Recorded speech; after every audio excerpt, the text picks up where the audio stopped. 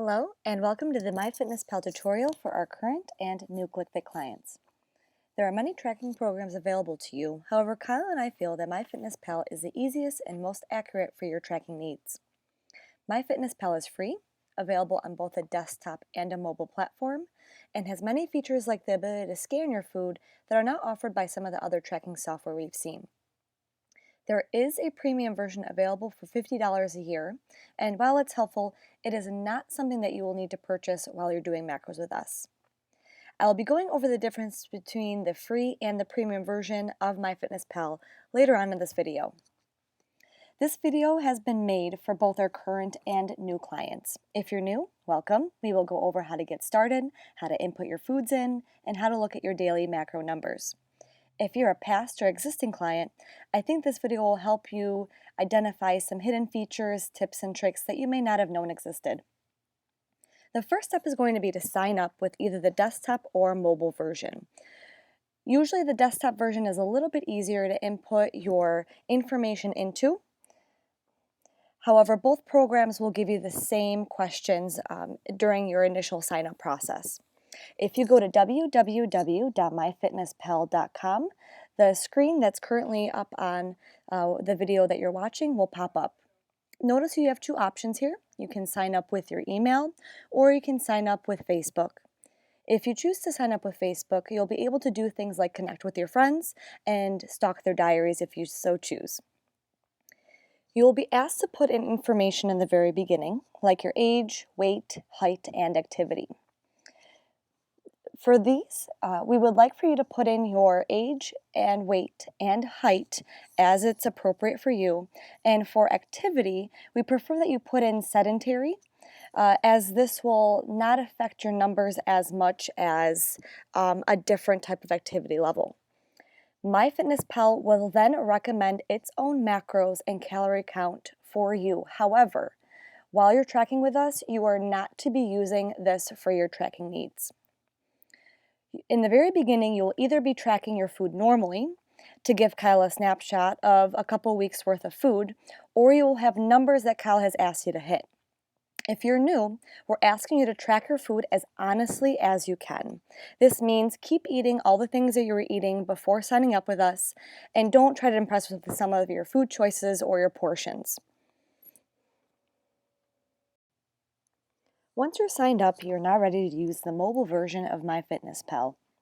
Once you open up your app for MyFitnessPal, you'll notice a home screen. This home screen might be a little bit different than what you see, and the reason why is that I've set my goal to 0. Some of you will, MyFitnessPal automatically recommend a calorie count for you depending on what you chose during your questionnaire process.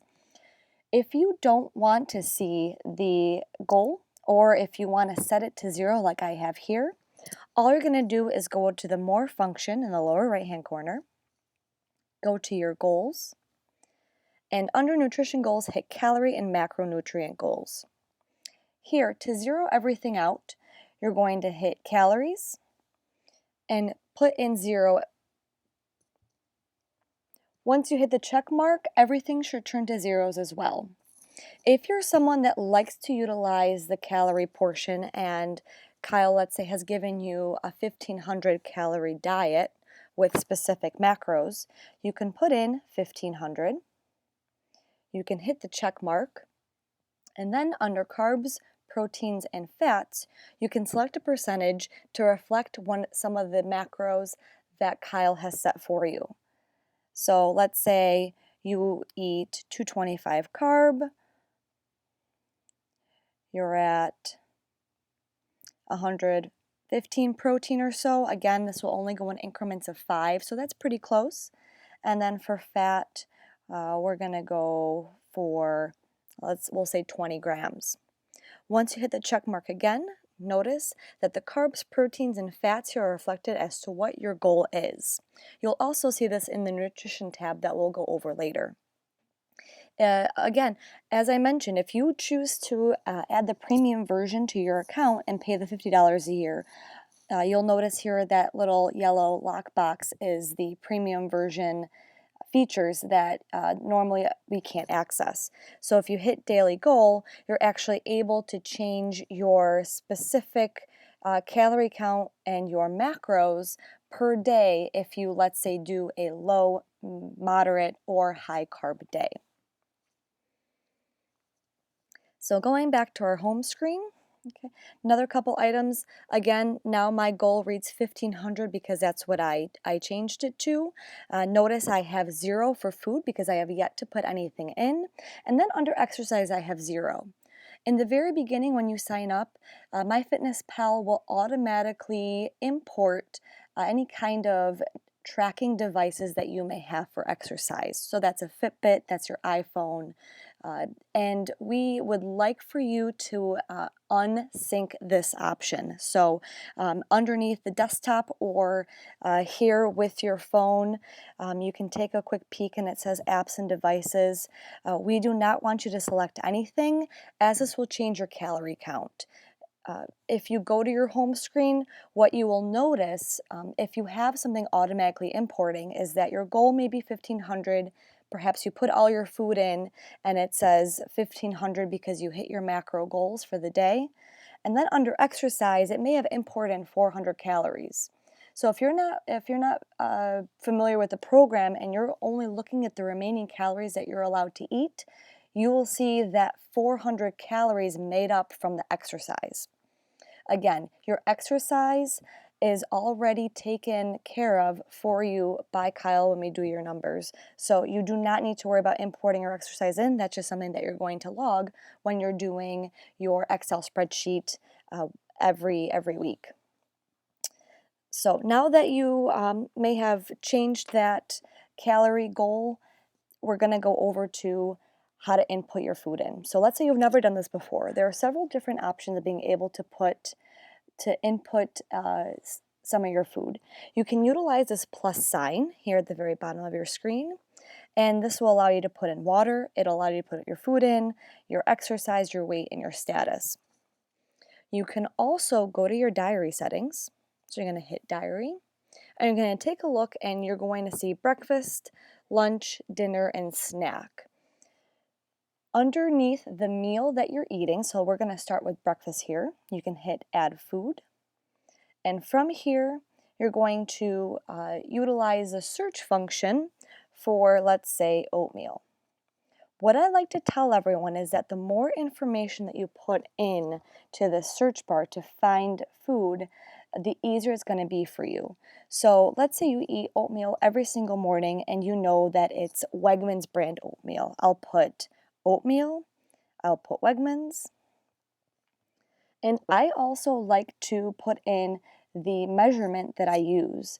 This is especially good when it comes to things like vegetables or meats that are traditionally either grams for vegetables or ounces for any of your protein products.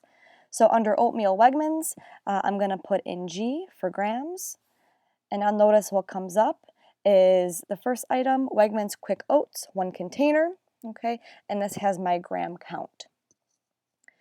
Prior to selecting this, there's a couple things that we want you to look at. First and foremost, let's make sure that your serving size is correct for what you put in. So this is when you're going to switch between what MyFitnessPal says and take a quick peek at that nutrition label to see if there's any kind of variance. I don't think any of us eat a container of oatmeal a day, so more than likely your serving size is probably going to be close to 48 grams or maybe even 39 grams dry. So under serving size, I see 39 grams dry. Let's say you had 1 serving. You're going to compare the nutrition label with the nutrition facts of MyFitnessPal. So here we'll see 2.5 for fat, 28 carbs, and I'll keep scrolling down and I see 5 protein. If this matches what the nutrition label says, this is a good product for you to use, and you can just hit that check mark in the upper right hand side to select it as the food that you're going to input. A couple other items that may be of interest to you. Again, I told you that you can change the serving size to grams, right? Or you see cups here. And under number of servings, when I hit that, you your first initial input is going to be under fractions. So you'll see here that this is going to be 1 serving, 2 servings, 3 servings, or 3.5 servings. But let's say that you don't like the fractions and that maybe you're more comfortable with putting just an actual number in. If you hit the decimal point, this will allow you to free type a number that you ate. So let's say you're doing 200 grams of sweet potatoes and the serving size is only 1 gram.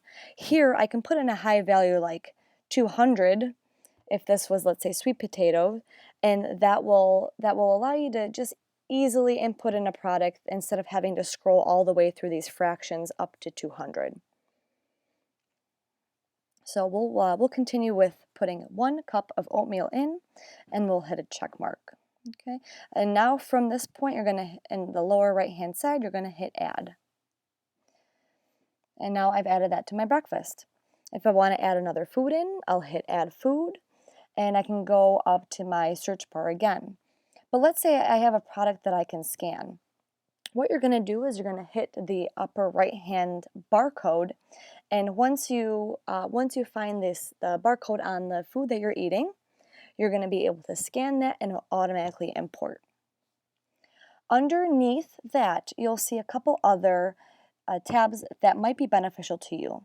For your recent, these are items that you've put into your breakfast meal prior to today, or something that you've used within the last couple weeks or so. So that recent tab is just specific to the meal itself. So if you ate oatmeal last night and you put that in under dinner, it will not be seen here under recent for your current meal. Frequent is just what you normally put in throughout the day. And then there's my foods. My foods are items that you create that you give a value to for calories and for macro goals. So you can hit quick add or create new food. If you have the premium version, when you hit quick add, you're not only allowed to enter the calorie count itself, but you can also put in carbs, proteins, and fat. If you do not have the premium version, please stay away from the screen because you can put in your 150 calories of oatmeal, for example, that we just ate, but what you are not allowed to do is put carbs, proteins, or fats in. So you're just limited to that calorie count. Now that you've added that 150 calories, you'll see that my remaining is 1,200, but if I was going to go look at my macronutrient breakdown, you have nothing there to show for the macros for that. So again, that's something that we do not like to use. What you'll use instead under my food is create new food. And here you're going to have to put a little bit of extra information in. So under the brand name, let's say we're going to do me, Ava. Under description, we're going to do protein cheesecake. Under serving size, you'll put in the number of servings and the type. So we're going to do 1 cupcake. And then servings per container, traditionally you'll probably use 1. You're going to hit next. Okay. In my case, I apparently already have my protein cheesecake put in. So we'll put in an extra protein cheesecake. So here, you're going to have nutritional facts that you can put in, and this is where you'll be able to put in the carbs, proteins, and fats. So for most of my cupcakes, I know they're 85 calories. For the carbs, they're usually 5. For protein, it's usually 12.5, and for fat, we'll put 1.5 in. There is other information that you can put in here, like the fiber, your fat, your sugars, your vitamins. There are optional items to put in. You do not have to do that. If you choose not to, then all you have to do is go to the upper right hand side, hit the check mark here. You can hit no thanks so you don't add any more details, and that will add in your new food that we see here, Ava's protein cheesecake. Okay. It'll hit the macros for you as well, so they're accounted for. And then there also, if you ever go to add food again, it's going to be there saved for you for next time. If you're in this screen and let's say you screwed something up and you didn't want to add, let's say this quick add here, to delete, just swipe to the left on that item and you're going to get the delete sign. Let's say you've input in a whole bunch of stuff for the day. Go to edit in the upper left hand corner. You can hit either the breakfast or you can hit select all, and then on the lower side here you can hit the delete button. Okay, the first two buttons, just to kind of quickly explain what they are, that first button is just a copy function. So let's say you're going to eat the same thing every single day for a week.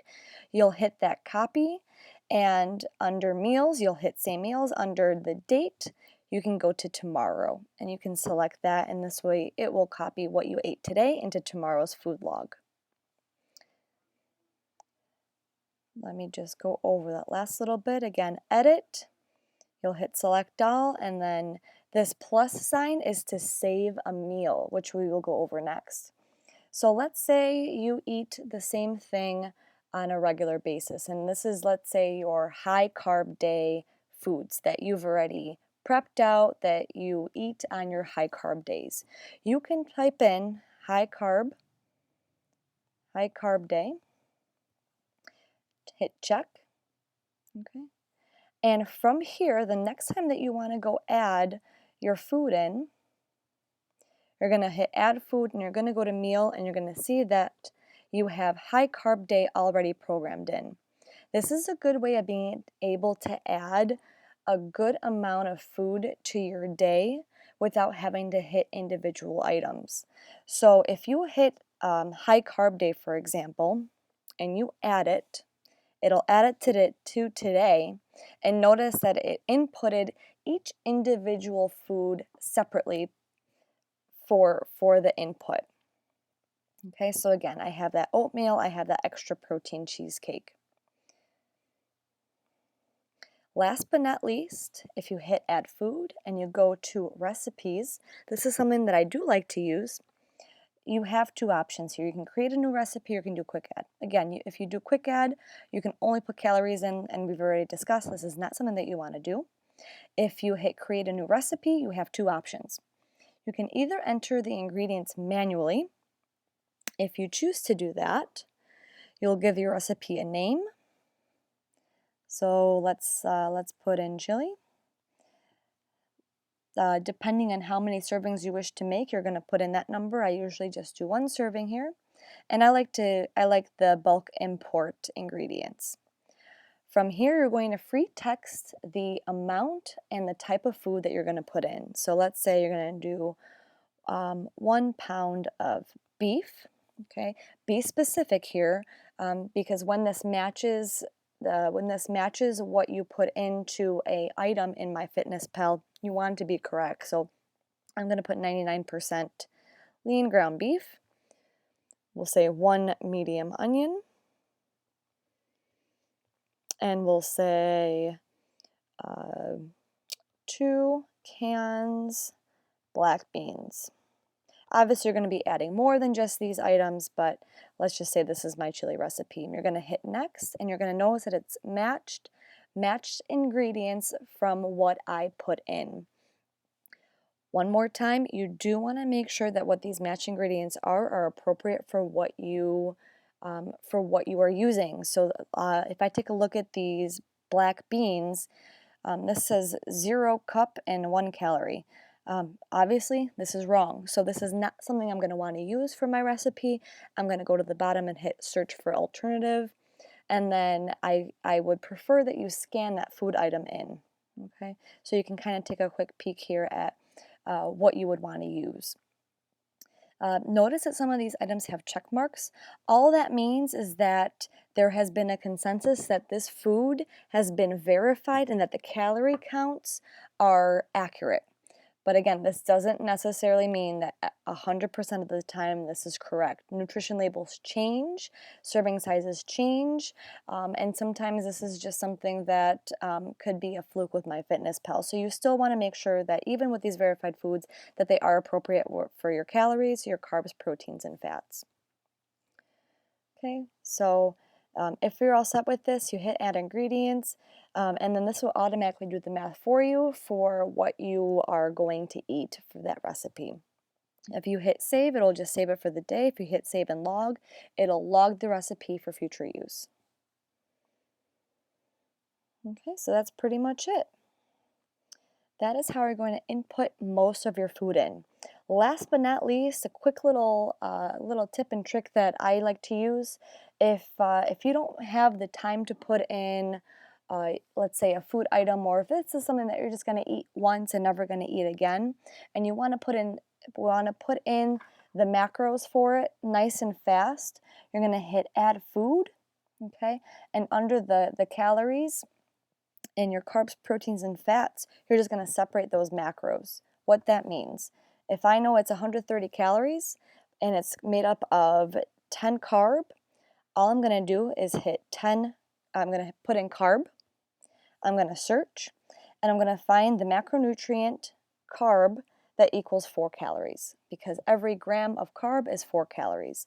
So if I said I had 10, I'll hit 10 servings. Okay, I can go to my decimal point and hit 10, add that in. I'll do the same thing for protein. Okay, let's say that was 15. And do the same thing for fat. The difference with fat going to be the fact that your fat is 9 calories per gram. All right. So that's the nice, quick, and easy method of being able to put in your carbs, proteins, and fats of a food item that you may not be able to scan and that you want to input nice and fast.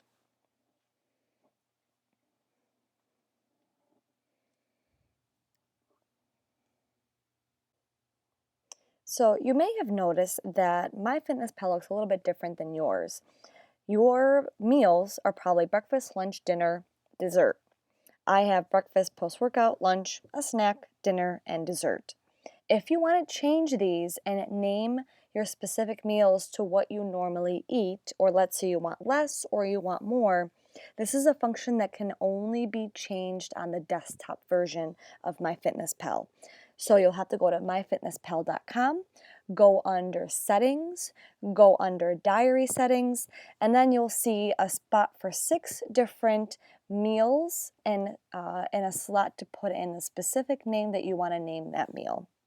So that's, again, a nice way of being able to change MyFitnessPal to make it work a little bit better for you, especially if you're someone that does pre-workout or post-workout or several snacks, or maybe someone that just doesn't eat breakfast or doesn't ever have dessert.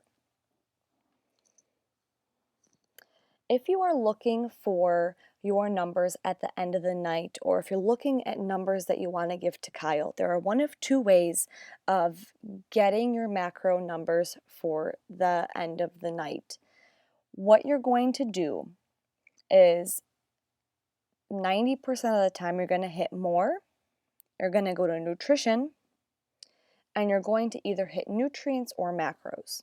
If you're in the macro tab where you have the pie chart, the numbers in parentheses are the carbs, proteins, and fat that you ate throughout the day. So far I'm at 76 grams of carb, 50 grams of protein, 9 grams of fat. Okay, you are not looking at that total percentage. You're also not looking at your goal. You're just looking at the numbers in parentheses. If you go to nutrients, again, those same numbers will be found here underneath the total. So 50, 76, and 9 for fat. If you zeroed everything out, as we spoke in the very beginning of this, and your calories are 0, and you change all your percentages to 0, your goal will be blank here, and your goal will also be blank underneath the goal percentage. The other way of being able to check your macros for either a specific meal or for the day is by going to your diary, and then if you have an iPhone, you can take your phone and flip it so you're looking at a landscape version of your phone.